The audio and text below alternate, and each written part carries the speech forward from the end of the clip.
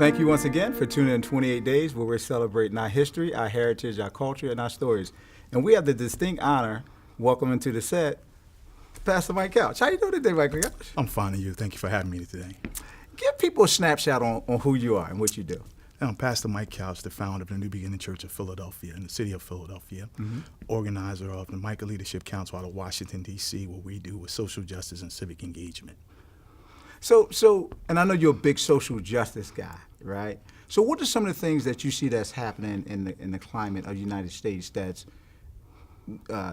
you call to action to do and change and things of that nature or make impact? Right now, the major highlights that we just came out of, the Ferguson situation, the Eric Gardner situation, and before that, the Trayvon Martins, the Sean Bells, that has been really a strong pivot right now in the communities across the country.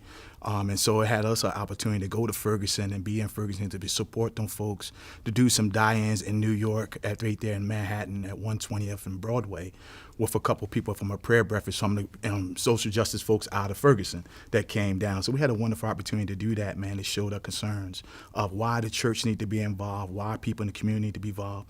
Because when I walk down the street, I can be Eric Gardner. When I walk down the street, I can be Trayvon Martin. I can be Michael Brown. So even I have sons, I say the same thing to them, that you can be Eric Gardner, you can be Trayvon Martin, you can be Michael Brown, or you can be a Sean Bell. And so again, it's not really about who I really am. It's really about the contexture of my skin and my color, because all these brothers, man, was African-American brothers that was slain in a gunfire of police brutality.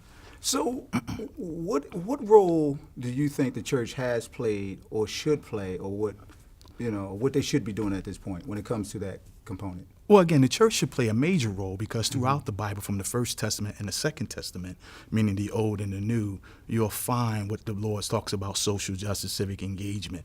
It's over 1,000 scriptures or 1,000 words of justice running through the doggone canon. And so when I hear churches saying that's not my calling, I support, other organizations that get involved with social justice, it causes me to challenge them and say, what Bible are you reading? In Leviticus 25, we talks about the shalom and the jubilee. From Leviticus 25, you go to Isaiah 61. It's talking about the shalom and jubilee, and then you wind up in Luke chapter 4, where a lot of folks talked about, shalom, jubilee, when Jesus said, I come to set the captives free. But when we look at that word shalom, it's a Hebrew word, but when the Hebrews used it, it covered all the bases. What I mean by that, it actually, when I say shalom to you, it covered your health, it covered your wealth, it covered protection, it covers your home, it covers everything that was going on in your particular community or your household. And so if I said shalom back, that means everything was fine with both of us. But when you hear the word jubilee, of course, that was 50 years of bringing everything into captivity, saying, look, everything is paid for, everything is free. But also it was the sound of the horn they blew. They blew a horn that says, it's 50 years coming, man. We about to be debt free. Slaves about to be set free. People about to go back home to be with their families and be rekindled, reunited, and back together and start to do the work that God has called them to do. So again, when I start to hear churches saying that's not my calling, but when we look through the Bible, we see injustices all the time. And that was an injustice. That was an economic injustice in Leviticus 25. That was an economic injustice in Isaiah 61 and also in Isaiah 19. It was an economic situation when Jesus in Luke chapter 4, when he started talking about coming to set the captives free. So again, all the way through, when you look at Matthew 23, he gets mad at the scribes. He said, you're tithing, but you're not doing nothing for the community. You're tithing, but you're not helping the ones that are hungry.